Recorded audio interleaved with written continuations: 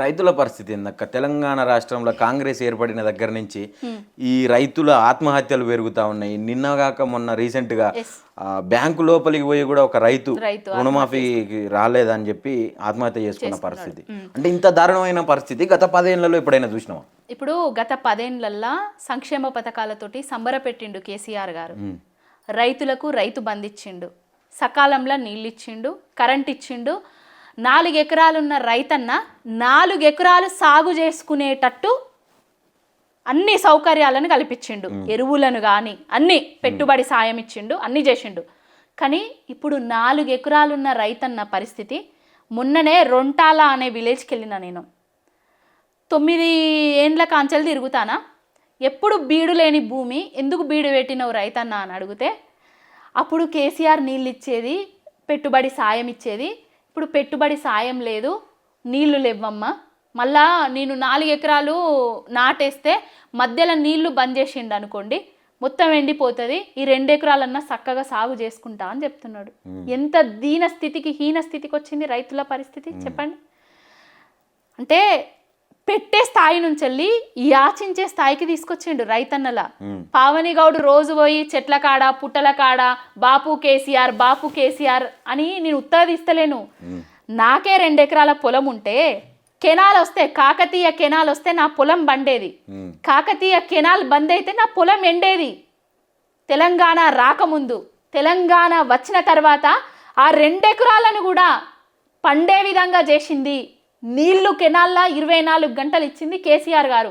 మొన్న పోయి నేను వీడియో తీసేదాకా కూడా కెనాల్లో నీళ్ళు వదలలేదు.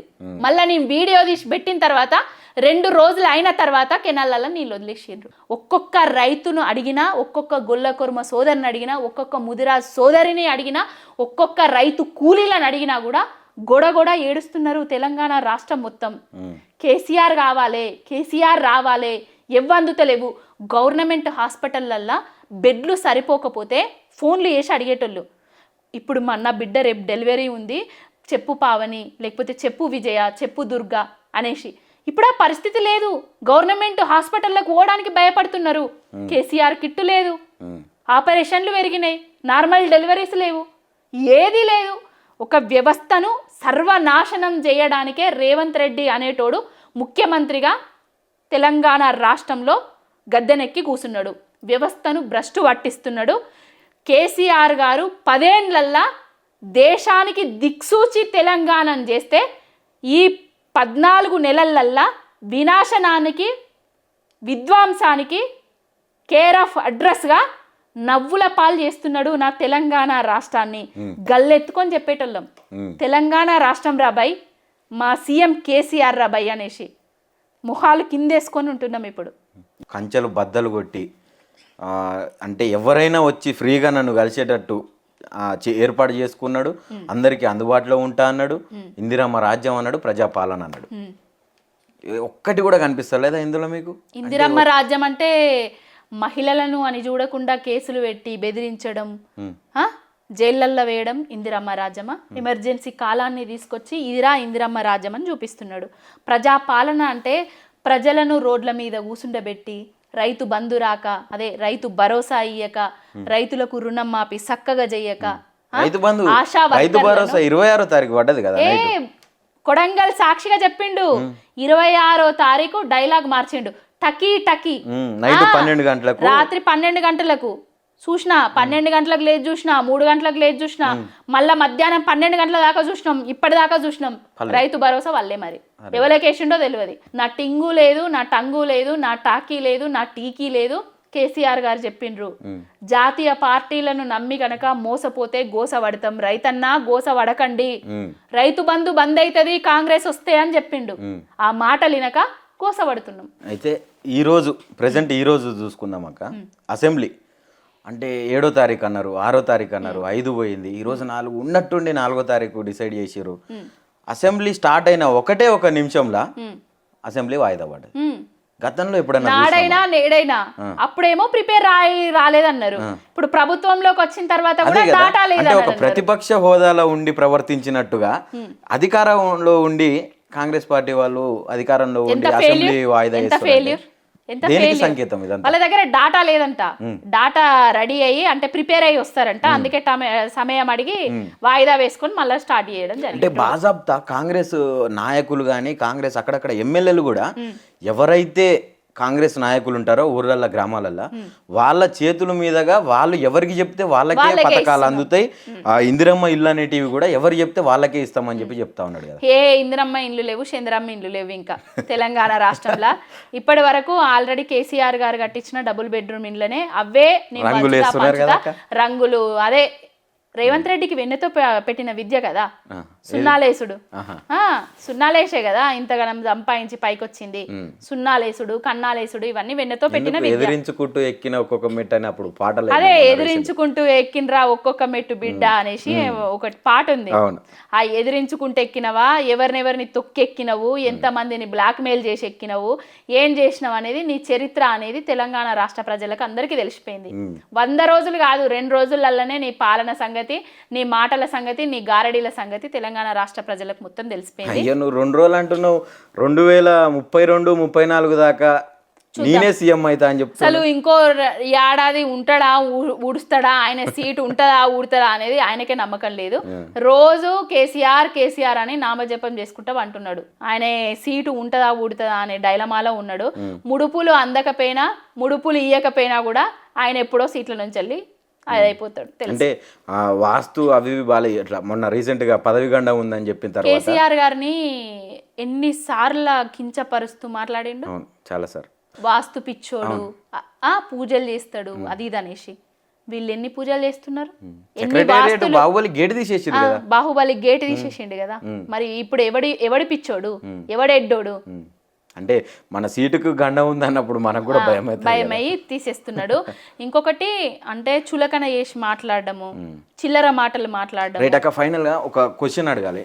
ఏదైతే రీసెంట్ గా కేసీఆర్ ఫామ్ హౌస్ నుంచి ఒక జైరాబాద్ వాళ్ళని నాయకులతోని భేటీ అయ్యి మాట్లాడిన సందర్భంగా నేను కొడితే మామూలుగా ఉండదని చెప్పి ప్రస్తావించిన టైంలో దానికి కౌంటర్గా రేవంత్ రెడ్డి తక్షణమే ఒక వీడియో రిలీజ్ చేశాడు.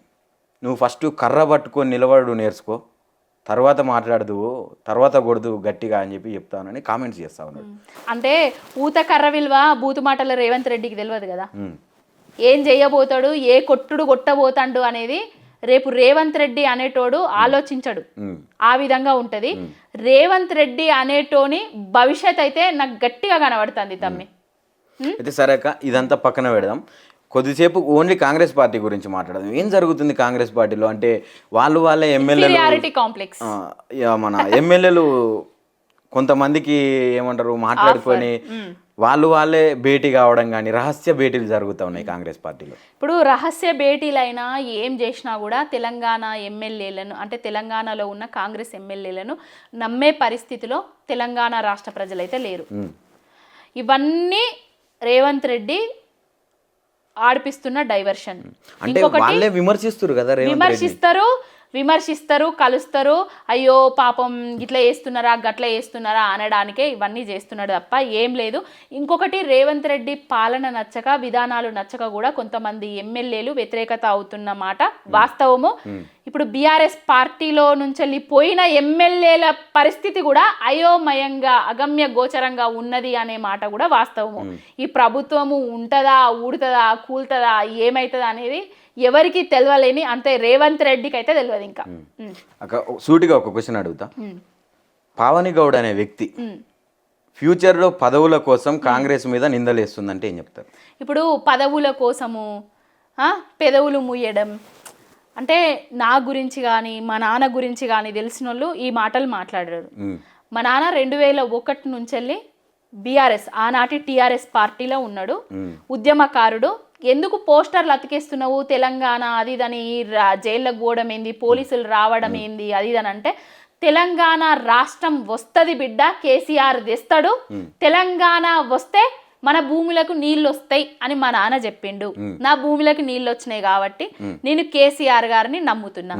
ఇంకొకటి మా నాన్న రోజు అనేది, నీ రాజకీయాలు బంద్ చేసుకో, నాకు అస్సలు ఇష్టం లేదు డాడీ, ఏదన్నా మంచిగా జాబ్ చేసుకుంటూ అట్లా ఇట్లా చేయొచ్చు కదా అది అని నేను మా డాడీని అనేది. అదే మాట నేను జాబ్కి రిజైన్ చేసి కేసీఆర్ గారికి పని చేసే కాడికి వచ్చేసింది. ఉన్న పొలంగా రేవంత్ రెడ్డి పిలిచి ఒక ఒక పదవిని అప్పచెప్తే పవన్ గౌడ్ పోదంటారా? ప్రాణం ప్రాణం గొంతులో ప్రాణం ఉన్నంత వరకు బాపు కేసీఆర్ గారి వెంటనే, అంతే తప్ప పదవుల కోసమో పైసల కోసమో పావని గౌడ్ చేస్తలేదు, చేయది కూడా. రేపు భవిష్యత్తులో కూడా ఎప్పుడైనా ప్రాణం పోయేదాకా కేసీఆర్ గారు అంటే చాలా మంది అడిగిండ్రు, చాలా మంది నాకు ఆఫర్స్ కూడా ఇచ్చిండ్రు. ఆ ఆఫర్లు ఇయ్యద్దనేసే నేను పచ్చబొట్టు ఓడిపించుకున్నా. ఇది ఉన్నంత కాలం, ఇది చచ్చిపోయే వరకు ఉంటుంది నా చేతి మీద, నాతో పాటే ఉంటుంది. అప్పటి వరకు నేను కేసీఆర్ గారు వెంటనే ఉంటా. రక్తం ఉన్నంత వరకు, నా ఒంట్లో శక్తి ఉన్నంత వరకు బీఆర్ఎస్ పార్టీ కోసమే పనిచేస్తా. ఫైనల్గా ఏం చెప్తారు అక్క? అంటే గడిచినటువంటి 10 సంవత్సరాలు ఎట్లా ఉంటుండే, ఇప్పుడు వచ్చిన తర్వాత? గడిచినటువంటి 10 సంవత్సరాలు సంక్షేమ పథకాలతోటి సంబురపడ్డది నా తెలంగాణ. ఇప్పుడు వచ్చిన 14 నెలలల్లా ప్రతి వర్గాన్ని మోసం చేస్తూ, ఎగవేత చేస్తూ, కుట్రలు చేస్తూ, కుతంత్రాలు చేస్తూ, కూల్చివేతలు చేస్తూ, వినాశనం చేస్తూ తెలంగాణ రాష్ట్రాన్ని ఒక దిగజారుస్తున్నాడు ఈ రేవంత్ రెడ్డి అనేటోడు. మళ్ళా కేసీఆర్ గారు వస్తారు, కేసీఆర్ గారి పాలన వస్తుంది. మళ్ళా ప్రజలు ఏ విధంగా సంక్షేమ పథకాలతో సంబురపడ్డారో అదే విధంగా సంక్షేమ పథకాలతో సంబురపడతారు. తొందరలోనే ఏ ఎలక్షన్లు వచ్చినా కూడా ఆ ఎలక్షన్లల్లా బీఆర్ఎస్ పార్టీకి బ్రహ్మరథం పట్టబోతున్నారు ప్రజలు. ఇప్పుడు మళ్ళా ఉప ఎన్నికలు వచ్చినా, ఎమ్మెల్యేల అనర్హత వేటు మీద ఉప ఎన్నికలు వచ్చినా, రేపు స్థానిక సంస్థల ఎన్నికలు వచ్చినా, రేపు ఇంకే ఎన్నికలు వచ్చినా కూడా రాబోయే భవిష్యత్తు మొత్తం బీఆర్ఎస్ పార్టీదే. కేసీఆర్ గారు తెలంగాణ ప్రజల గుండెల్లో ఉంటారు, ఆయన గుండెల్లో తెలంగాణ ఉంటుంది. ఇప్పటికీ ఆయన రోజు బాధపడుతున్న విషయం ఏంటంటే నా తెలంగాణ ఇట్లా ఆగమైపోతుంది ఎట్లా అనే బాధపడుతున్నారు తప్ప ఇంకొక బాధ అయితే లేదు. కానీ ప్రజలు ఏది నిజం ఏది అబద్ధం అని తొందరనే తెలుసుకున్నారు. కానీ ప్రతి ఒక్క వర్గం అయితే రేవంత్ పోవాలే, కేసీఆర్ రావాలని అయితే కోరుకుంటున్నారు.